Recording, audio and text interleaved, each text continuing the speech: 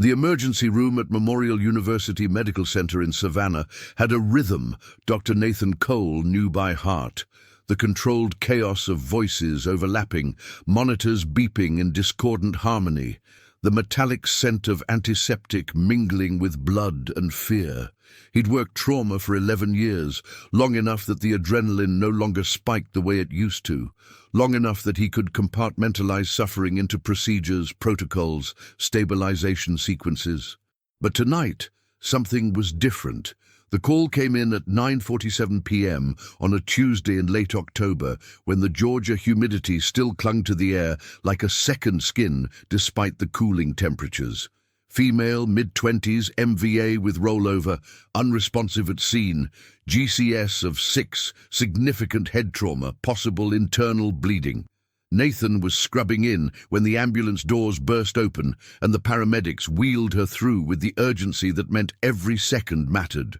He barely glanced at her face initially.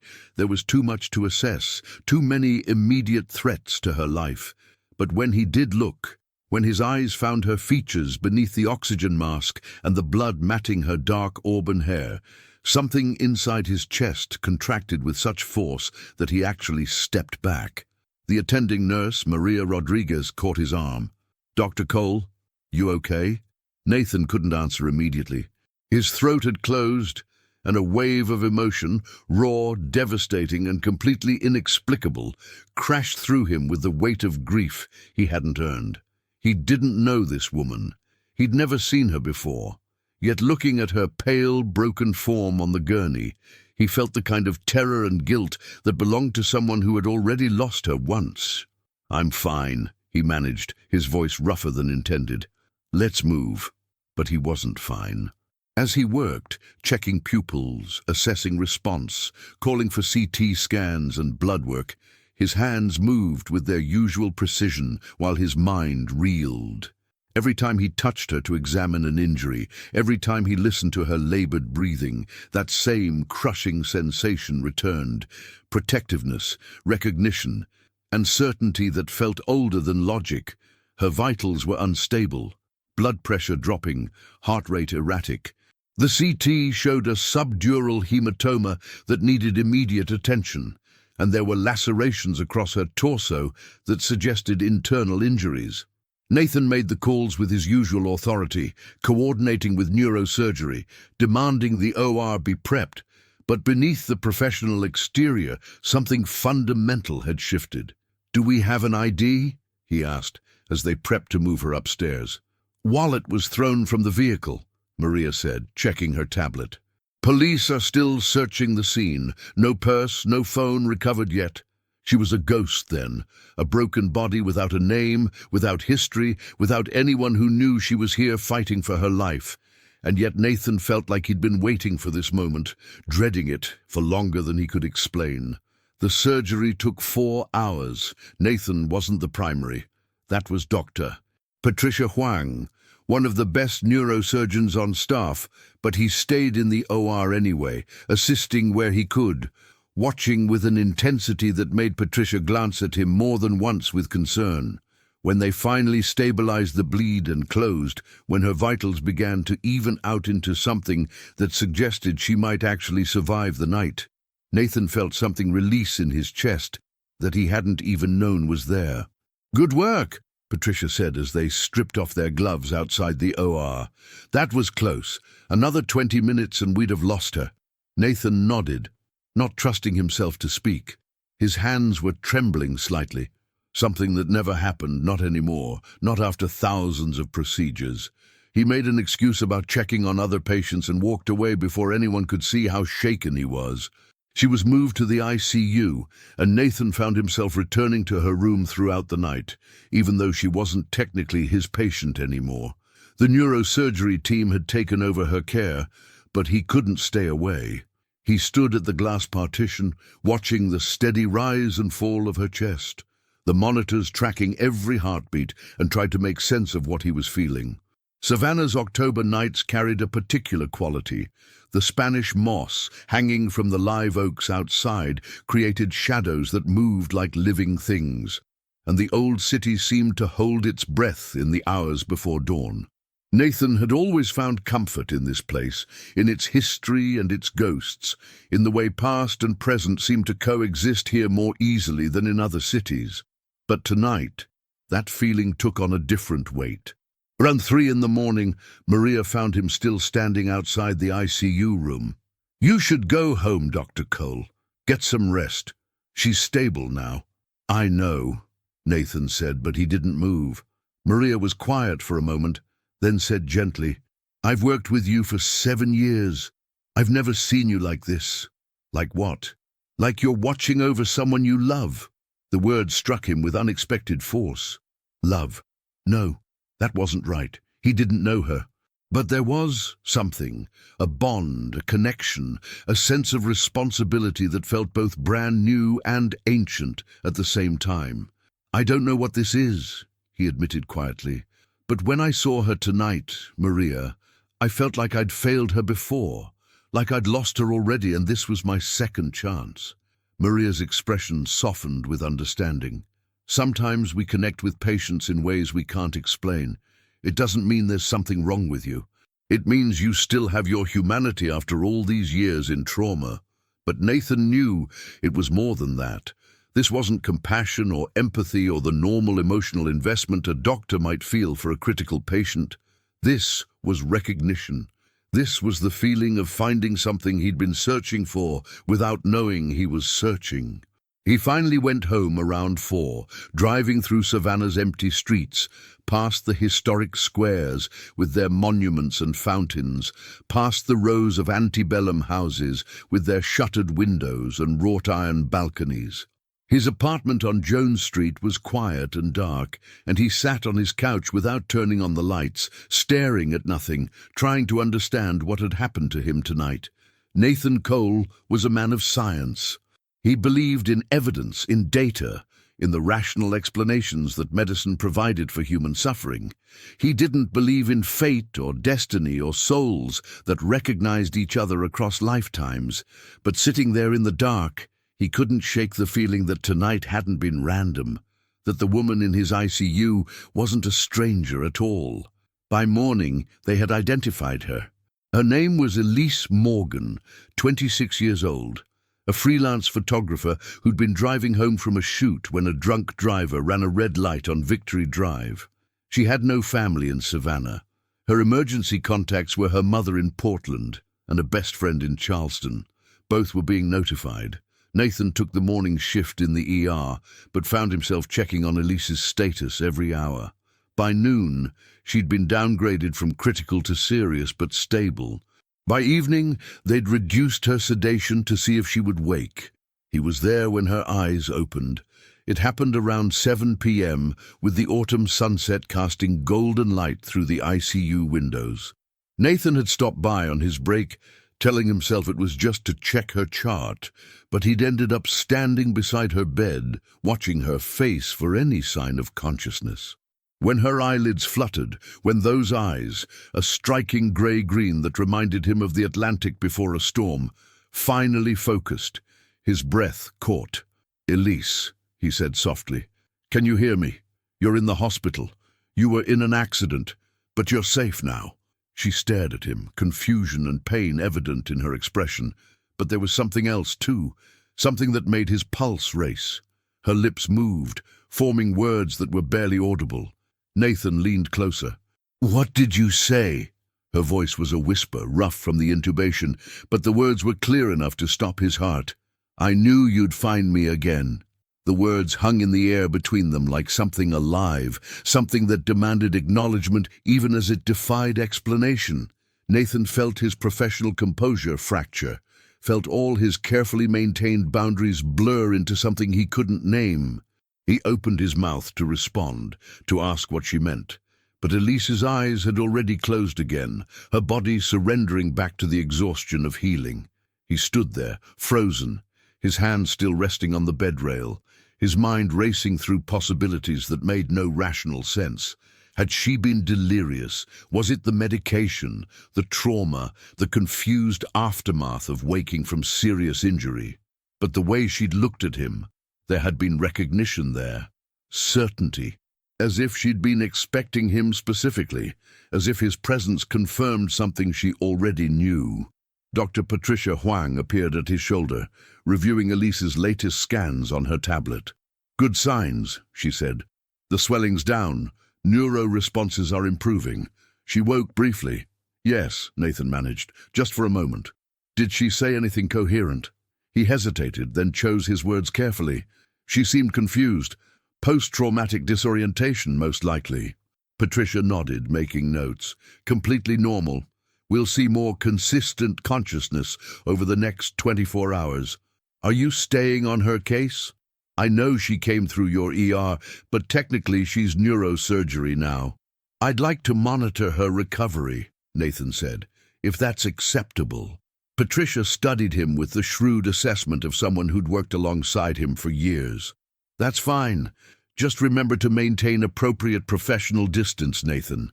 I know you get invested, but this one seems to have gotten under your skin pretty fast." She wasn't wrong. After Patricia left, Nathan pulled up Elise's file, reading through the information they'd gathered. Elise Catherine Morgan, born in Portland, Oregon, but she'd lived in 7 different cities over the past 5 years. Charleston, Asheville, Nashville, New Orleans, Mobile, Jacksonville, and now Savannah for the past 8 months.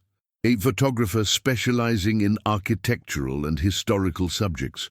No spouse, no children, no permanent address, until she'd signed a lease on a small studio apartment in the Victorian district.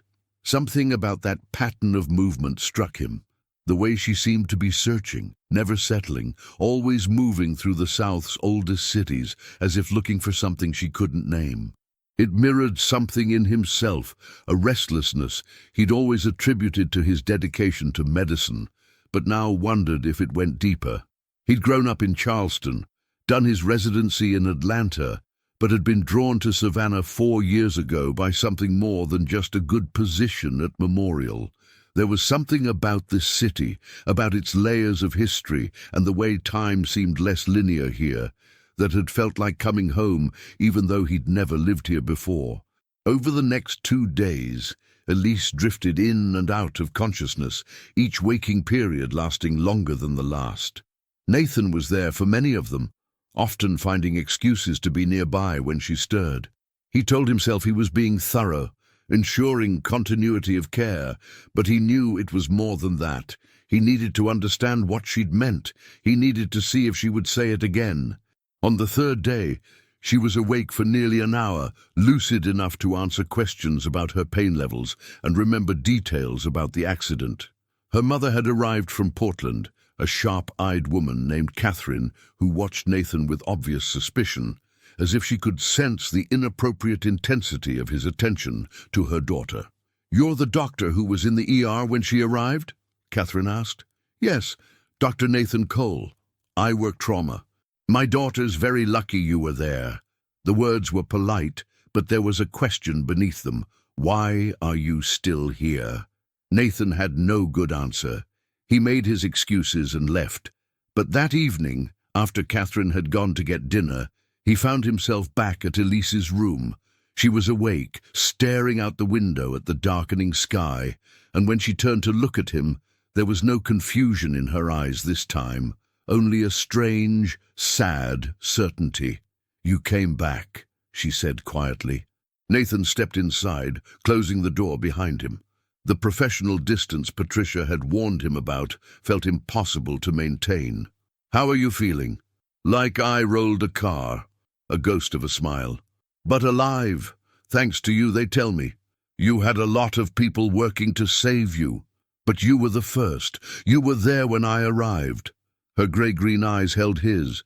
"I remember that moment, you know, the feeling of someone being there, of not being alone. I couldn't see clearly, couldn't really hear, but I knew someone was fighting for me, and somehow I knew it was you." The air in the room felt charged, heavy with things neither of them could say. Nathan moved closer to the bed, drawn by a pull he didn't understand but couldn't resist. "When you woke up the first time," he said carefully, "you said something. You said you knew I'd find you again." Elise was quiet for a long moment, her fingers plucking at the hospital blanket. When she spoke, her voice carried a vulnerability that made his chest ache. "I know it sounds crazy. I know you probably think it was the medication or the head trauma or just confusion. What do you think it was?" She met his eyes again, and he saw his own inexplicable certainty reflected there. "I think I've been looking for you my whole life without knowing it. I think that's why I've been moving from city to city, never settling, always feeling like something was missing.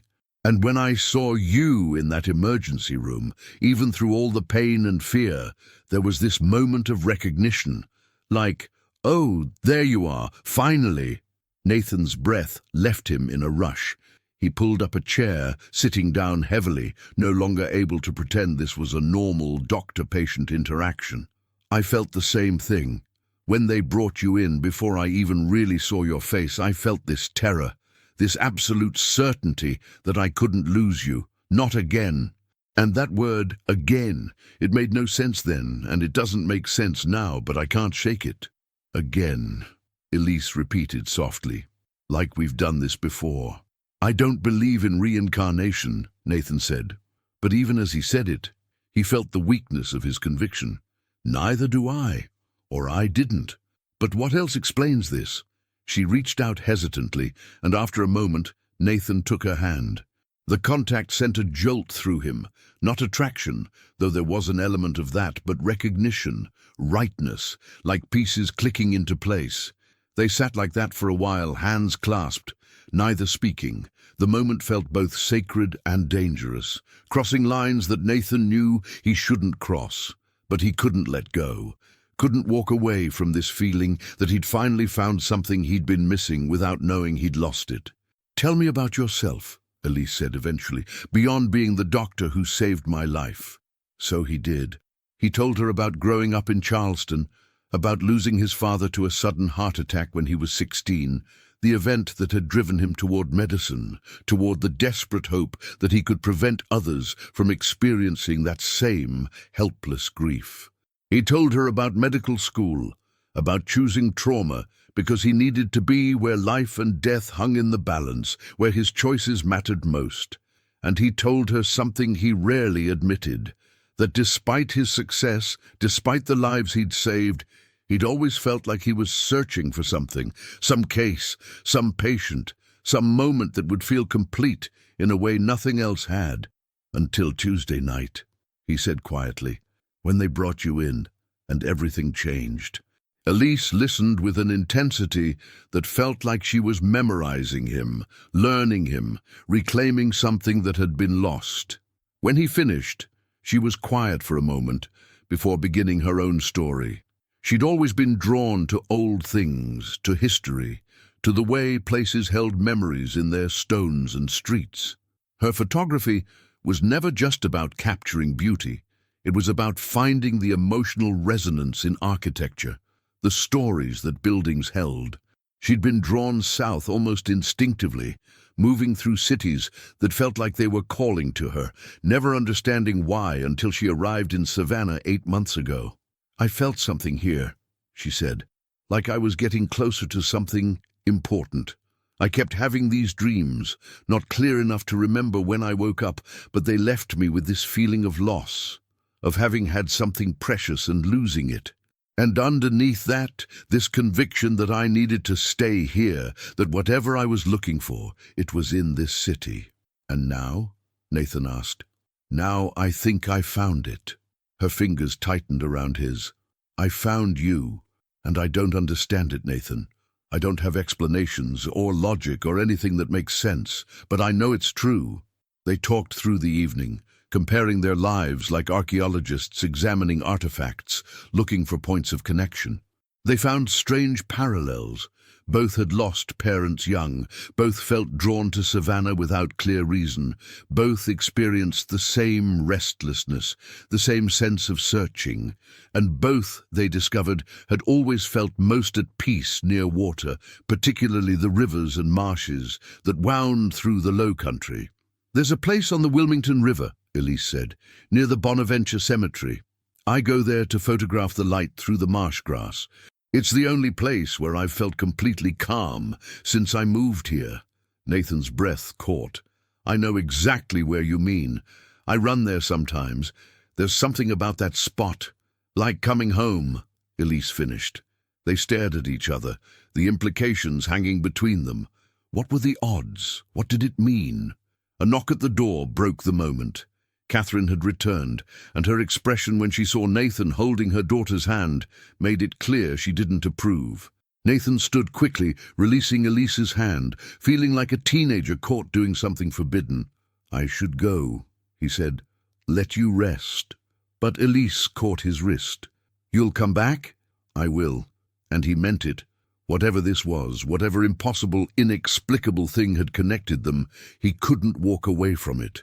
He was a man of science, facing something that science couldn't explain. And for the first time in his life, he was willing to trust something beyond evidence and data. He was willing to trust this feeling, this recognition, this sense that some bonds transcended logic, and that he and Elise Morgan had found each other for reasons that might never make sense, but were nonetheless profoundly, undeniably true. The next week unfolded with a strange dual quality. On one level, it was simply Elise's medical recovery, a straightforward progression from critical condition to stable to preparing for discharge.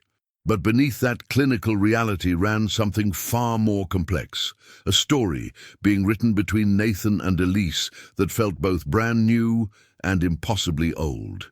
Catherine Morgan remained in Savannah, staying at a hotel near the hospital, and her presence added a layer of tension to Nathan's visits. She was protective in the way mothers become when they sense their children approaching something dangerous, and she clearly considered Nathan's intensity dangerous. He couldn't blame her. He knew how it looked, how it violated every principle of appropriate professional boundaries, but he couldn't stop either. Elise was moved out of ICU on her 5th day, transferred to a regular room with a view of the hospital's courtyard gardens. The physical progress was remarkable. The swelling in her brain had resolved completely, her lacerations were healing, and the only remaining concerns were the fractured ribs and the concussion symptoms that would take time to fully resolve. But it was her emotional recovery that fascinated Nathan most. There was no trauma response, no fear or anxiety about the accident. Instead, she seemed almost grateful for it, as if the crash had been necessary to bring them together, and that made the entire terrifying experience worthwhile. You're taking this remarkably well, Patricia Huang commented during one of her follow-up examinations. Most people who've been through what you have show significant psychological distress. Elise glanced at Nathan, who was reviewing her latest scans on the tablet. I think I'm just focused on what matters. I could have died, but I didn't. That feels like it means something. After Patricia left, Nathan set down the tablet and moved closer to the bed. Catherine had stepped out to make phone calls, giving them a rare moment alone. Savannah's November light streamed through the window, softer than October's, carrying the first hints of autumn's real arrival. Your mother doesn't like me, Nathan said. My mother doesn't understand this, Elise corrected. And honestly, how could she? I barely understand it myself. We need to talk about what happens when you're discharged. Elise's expression grew serious. I know. We can't keep doing this. You visiting me as my doctor when we both know it's not about medicine anymore. Nathan pulled a chair close, sitting so they were at eye level. The hospital room felt too small for the conversation they needed to have, too sterile for something this raw. I've been thinking about that. Once you're officially discharged from my care, the professional restrictions lift. But Elise, I need you to understand something. I've never done this before. Never felt drawn to a patient.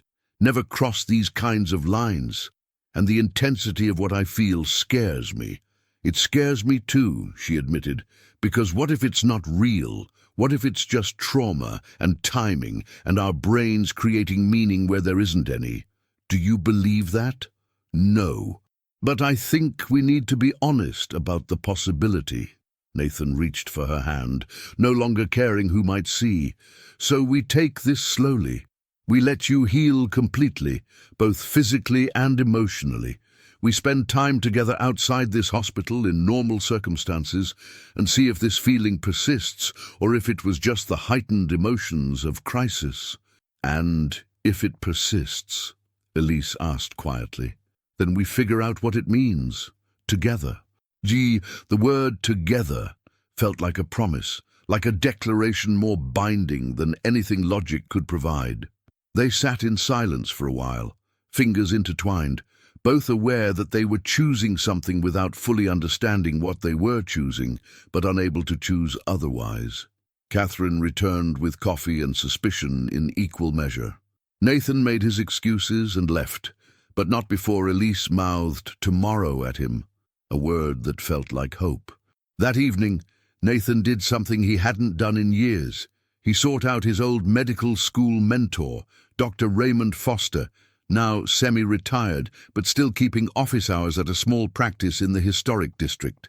Raymond had been Nathan's guide through residency, helping him navigate not just the technical aspects of medicine, but the emotional complexities that came with trauma work. They met at the Old Pink House, a restaurant in a restored 18th-century mansion on Abercorn Street. Raymond, now 72 with silver hair and sharp blue eyes, studied Nathan over bourbon and oysters with an expression that said he already knew something significant had happened. "You have that look," Raymond said, "the one medical students get when they first realize medicine isn't as scientific as they thought, when they encounter something that doesn't fit in textbooks." Nathan found himself telling the whole story, meeting Elise, the inexplicable recognition, her strange words about him finding her again, the impossible connection they both felt. Raymond listened without interrupting, and when Nathan finished, the older doctor was quiet for a long moment. "You want me to tell you this is transference," Raymond finally said, "or some kind of psychological phenomenon with a clinical explanation. I want you to tell me I'm not losing my mind."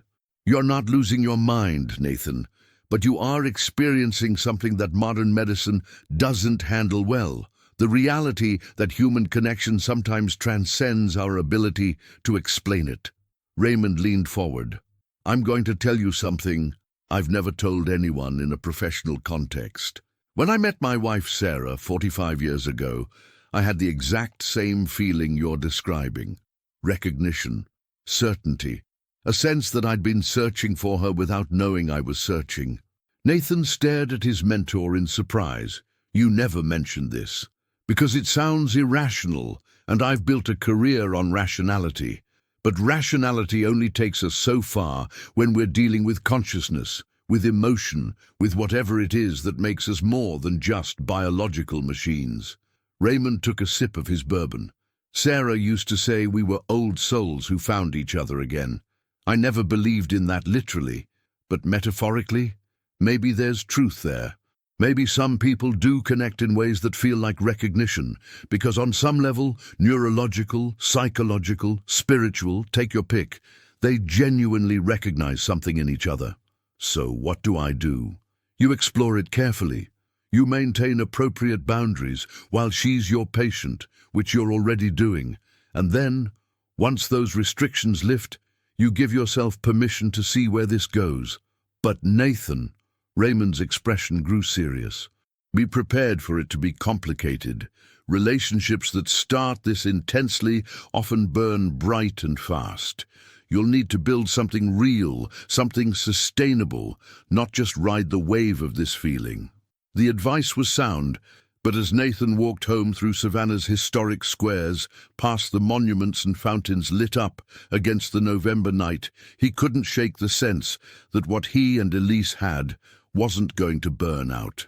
It felt too essential, too foundational, like something that had always been there waiting to be remembered.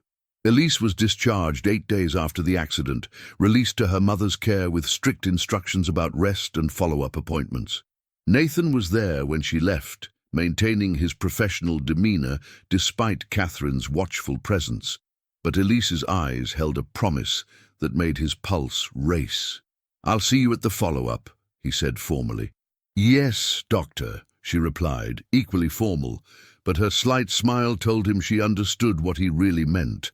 "I'll see you soon, and not as your doctor. The first follow-up was scheduled for 3 days later.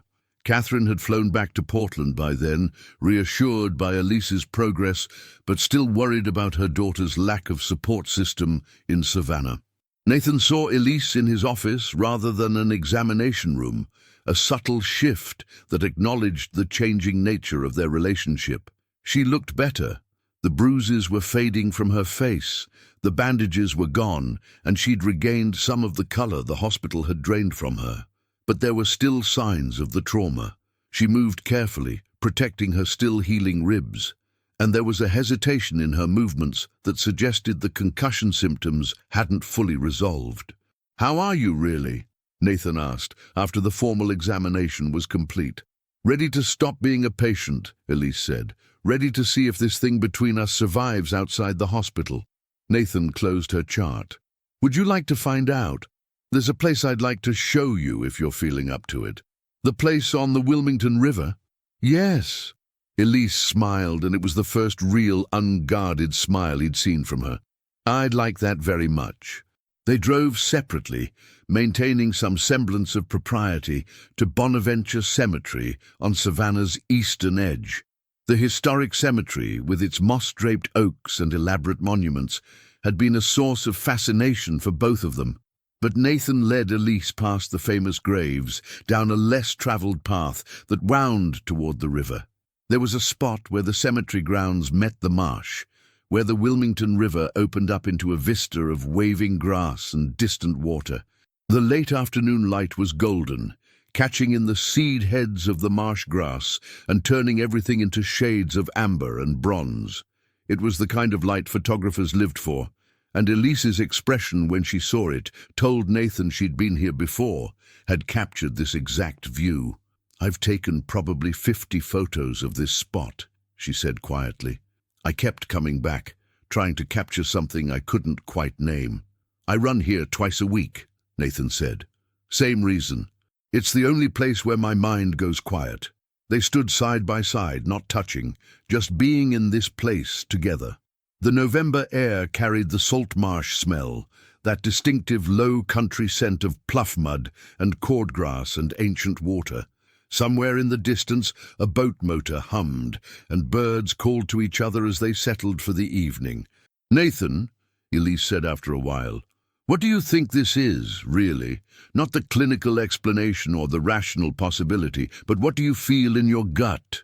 He took a breath, preparing to say something he'd never said before, something that went against every principle of empirical evidence he'd built his life around. "I think we knew each other before. I don't know how or when or in what way, but I think our connection is real, that we somehow found each other again. And I think that's why we both ended up in Savannah, why we were both drawn to this exact spot, why the moment I saw you in that ER, I felt like I was being given a second chance at something I'd lost." Elise turned to face him fully, her gray-green eyes bright with unshed tears. "I think so too, and I think that's why I wasn't afraid when I woke up and saw you, because on some level I'd been waiting for you, and when you appeared it just felt like coming home." Nathan reached for her hand, and this time there was no hesitation, no professional restriction holding them back.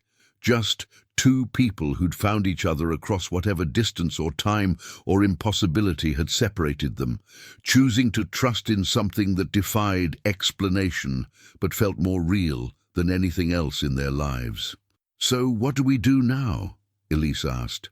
"We start from here. We build something real, something that honors whatever brought us together." Nathan pulled her closer, carefully mindful of her still healing injuries. "We don't have to understand it all at once. We just have to trust it enough to see where it goes." Elise rested her head against his chest, fitting there with the same sense of rightness that had characterized everything between them from the start. "I can do that." They stood there as the sun dropped lower, painting the marsh in colors that would have been impossible to capture on film because they existed as much in feeling as in light. And for the first time since that night in the ER, Nathan felt something release in his chest, Not the tension of crisis, but the deeper fear that this connection might not be real, might not last, might disappear as inexplicably as it had appeared. It was real. Whatever it was, however it had happened, it was real. And that was enough. The weeks that followed had a quality of discovery that felt both familiar and entirely new, as if Nathan and Elise were learning each other for the first time, while simultaneously remembering something they'd always known. They moved slowly, deliberately, building a foundation that could support the intensity of what they felt. Nathan introduced Elise to his Savannah, the trauma bay where he'd first seen her, yes, but also the coffee shop on Broughton Street where he did paperwork on slow mornings, the running trails along the Truman Parkway where he cleared his head, the small house he rented in the Starland district with its overgrown garden and wide front porch. Elise showed him her Savannah, the Victorian architecture she loved to photograph, the studio apartment she'd barely furnished because she'd never intended to stay anywhere permanently, the hidden courtyards and forgotten cemeteries where she found her best light. But what struck them both was how much their Savannahs overlapped. The places they'd each claimed as personal discoveries turned out to be places the other knew intimately. They'd been orbiting each other for 8 months without meeting, crossing paths in ways they only recognized in retrospect. "I photographed a wedding at the Mercer Williams house in June," Elise said one evening over dinner at the Grey. "You weren't there, were you?" Nathan shook his head. "But I was at a fundraiser there in April, before you moved to town. I did a series on the Cathedral of St. John the Baptist in August. I go to evening mass there sometimes. Not regularly, but sometimes." Each revelation added to the sense that their convergence had been inevitable, that whatever force had drawn them to Savannah had been orchestrating their meeting all along. It should have felt far-fetched, but in a city where history layered upon history, where the past never quite released its hold on the present, it felt perfectly natural. Elise's recovery progressed well. The concussion symptoms faded, her ribs healed, and the only lasting reminder of the accident was a small scar at her hairline that she said she didn't mind because it marked the moment her life had changed. She threw herself back into her photography work, but with a new focus. She wanted to document not just Savannah's architecture, but its emotional geography, the places where people felt most themselves. Nathan became her frequent subject and collaborator. She photographed him at the hospital, capturing the intensity of his focus during trauma calls, the tender care he showed with pediatric patients, the exhaustion that hit him after particularly difficult shifts. But she also captured him at the marsh, at Bonaventure, on his running trails, the places where he went to remember who he was beyond Dr. Cole. "You look different in these places," she said, showing him the proofs, "more at peace. Like you're not carrying the weight of saving everyone."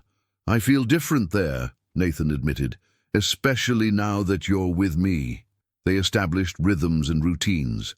Sunday morning coffee at the Coffee Fox, evening walks through Forsyth Park, Friday dinners at their favorite restaurants. Normal couple things, the ordinary architecture of a relationship.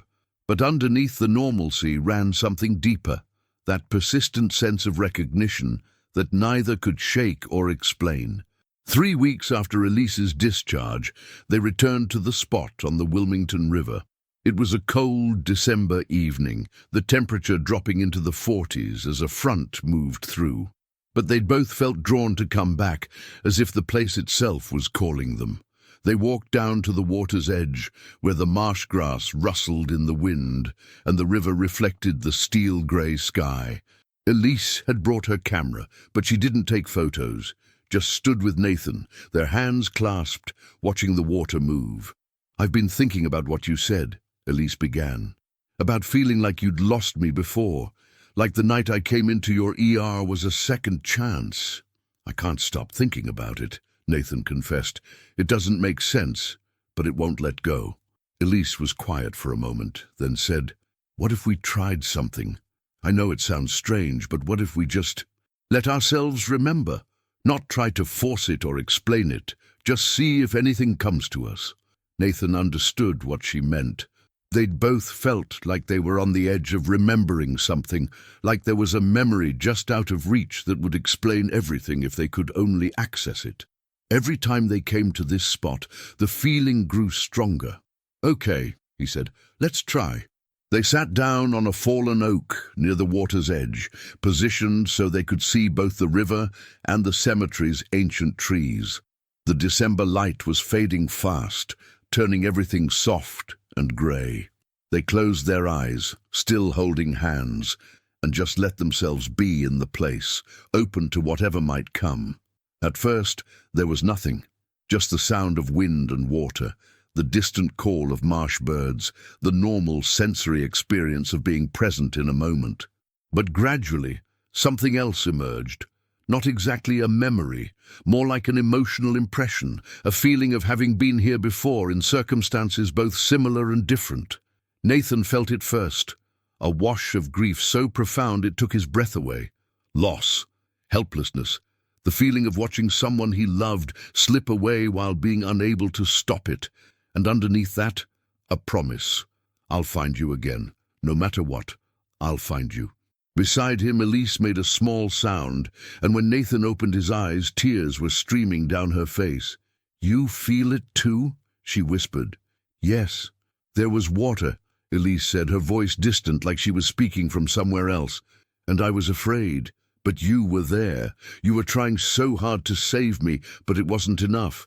The water was too strong, or I was already too far gone, or something. And you made me a promise. You said you'd find me." Nathan's heart was racing, his own tears falling now. "And I did. In the emergency room that night, I kept you alive when I couldn't before. I got my second chance." They opened their eyes and looked at each other, both shaken by the intensity of what they'd just experienced. It wasn't a clear memory, nothing concrete enough to analyze or verify. But it was real, in its own way, a felt truth that resonated in both of them with undeniable force. "Do you think we drowned?" Elise asked. "Is that why we both feel so connected to water, to rivers and marshes?" "I don't know. Maybe. Or maybe it's symbolic. Water as a boundary we crossed, a threshold between whatever we were before and what we are now." Nathan pulled her closer, needing the anchor of physical contact. "Does it matter how it happened? Whether it was literal or metaphorical or something we're both just creating to explain this feeling?" Elise considered this. "No, I don't think it does. What matters is that we found each other, and we're not wasting the chance we've been given." They sat there as darkness fell, wrapped around each other against the December cold, both feeling like they'd touched something profound, even if they couldn't fully articulate what it was. The logical part of Nathan's brain, the physician, the scientist, wanted to dismiss it as a shared delusion, a folie à deux created by trauma and timing and the human need for meaning. But the rest of him, the part that had recognized Elise the moment she'd rolled into his ER, knew better. Some bonds didn't need explanation. Some connections transcended the limits of what could be proven or measured or understood. And maybe that was okay. Maybe faith, real faith, not in doctrine or dogma, but in the fundamental reality of human connection, required trusting what you felt, even when you couldn't explain it. That night, back at Nathan's house, they finally talked about the future. Not the immediate future of where to have dinner next Friday, but the real future, the kind that involved making plans that assumed they'd be together not just for months, but for years. "I want to stop running," Elise said. They were on his couch, her head on his shoulder, his arm around her waist. "I've spent 5 years moving from city to city because I felt like I was looking for something, but I found it. I found you, and I want to stay." "In Savannah?"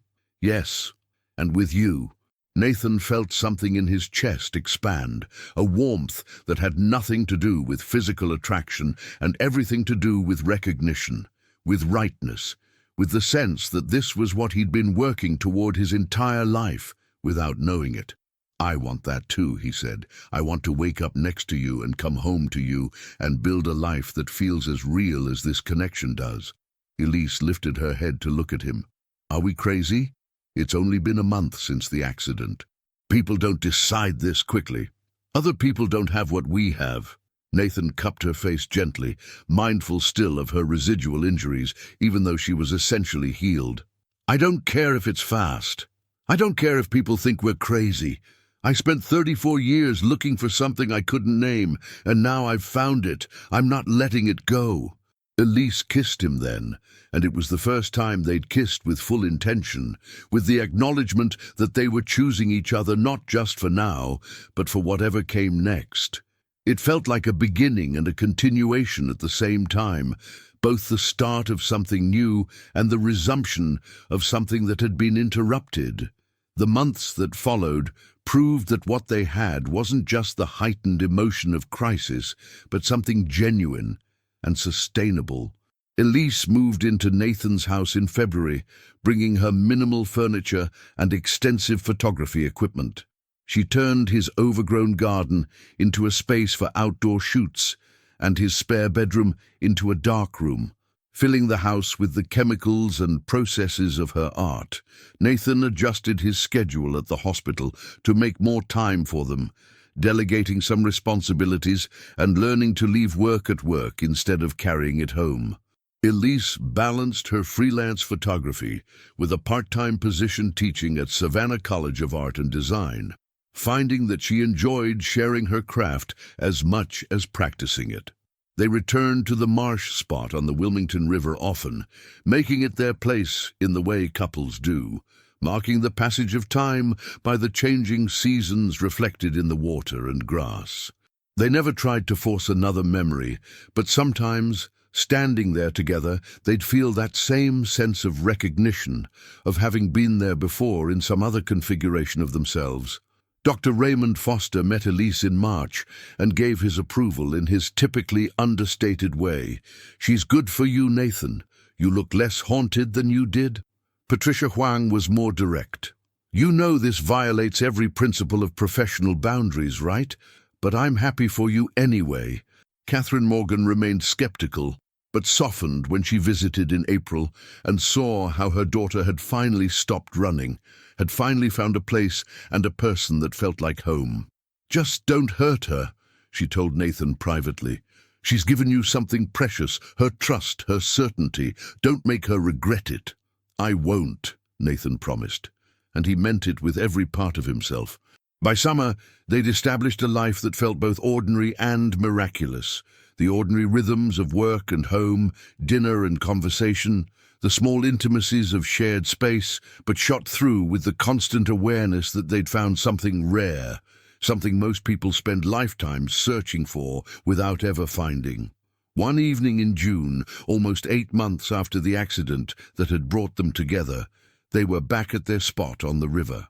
The summer light lasted longer now. The marsh grass was a vibrant green, and the air was thick with humidity and salt and growth. Elise was photographing the play of light on water, while Nathan sat on their favorite fallen oak, watching her work. "Do you ever wonder what would have happened if I'd died that night?" Elise asked suddenly, lowering her camera. Nathan felt his chest tighten at the thought. "Every day. But then I remember I didn't let that happen, and I'm grateful for whatever force or fate or chance brought you to my ER when I was there to save you." Elise came to sit beside him, setting her camera aside. "I used to think life was random, just a series of accidents and coincidences without any underlying meaning. But this, us, it doesn't feel random. It feels like something we were meant to find." "Maybe both things are true," Nathan said. "Maybe life is mostly random, mostly chaos, but occasionally, rarely, something breaks through that chaos. Some connection or convergence that feels designed, even if it's just an extraordinary coincidence." "And if it happens again?" Elise asked. "If something separates us in this life, do you think we'd find each other in another?" Nathan pulled her close, breathing in the scent of her hair mixed with marsh air and the sweet olive trees that grew near the cemetery. "I found you once after losing you. I'd find you again, no matter how long it took, no matter how many lifetimes. That's what this feeling means, I think. Not that we're guaranteed to be together forever, but that we're committed to finding each other whenever we're lost. Elise was quiet for a moment, then said, "That's the most romantic thing anyone's ever said to me, and the most terrifying." Why terrifying? Because it means this matters, not just for now, but for always. The stakes are higher than just this life, this moment. It means we have a responsibility to honor what we've found. Nathan understood the weight of their connection, whether it was one life or many, whether the feeling of recognition came from past lives or was just their brain's way of processing an unusually deep compatibility, carried an obligation. They had to treat it carefully, tend it properly, not squander the gift of finding each other. "Then we'll honor it," he said simply. "We'll build something that deserves this feeling. We'll be honest with each other. We'll fight for each other when things get hard. And we'll never take for granted that we found each other at all." Elise nodded against his chest. "Deal." They watched the sun set over the Wilmington River, painting the water in colors they'd seen dozens of times, but that never stopped feeling new. The marsh grass waved in the evening breeze, and somewhere in the distance a boat horn sounded, calling someone home. Nathan thought about the promise he'd felt making in that moment of shared memory. "I'll find you again," and realized he'd kept it. Whatever had come before, whatever loss or separation had created that need to promise, he'd fulfilled it. He'd found Elise when she needed him most, had pulled her back from the edge of death, had given them both a chance to finish whatever had been left incomplete. And now they had this, a life together, in a city that had called them both home, a love that felt both earned and given, a connection that transcended explanation but didn't require it. They had evening light on marsh grass and morning coffee on the front porch, and the daily choice to keep choosing each other, keep building something real from the inexplicable certainty that had brought them together. It was enough. More than enough. It was everything. As they walked back toward the car, Elise's hand in his, Nathan felt the last piece of that old restlessness finally settle. He wasn't searching anymore. He'd found what he'd been looking for, even if he'd never known he was looking for it, and now his job was simple: to keep it, to cherish it, to wake up every morning grateful for the extraordinary accident, or fate, or chance, or divine intervention that had brought Elise Morgan into his emergency room on a Tuesday night in October and changed everything. Behind them, the Wilmington River continued its ancient flow toward the Atlantic, carrying water that had been falling and rising and flowing for longer than memory, longer than any single life. And maybe that was the answer, not reincarnation exactly, but the simple truth that love, like water, was eternal. It changed form, moved through different channels, took on different shapes, but it never truly disappeared. It just kept flowing, kept returning, kept finding its way back to itself. Nathan and Elise had found their way back, and this time they weren't letting go.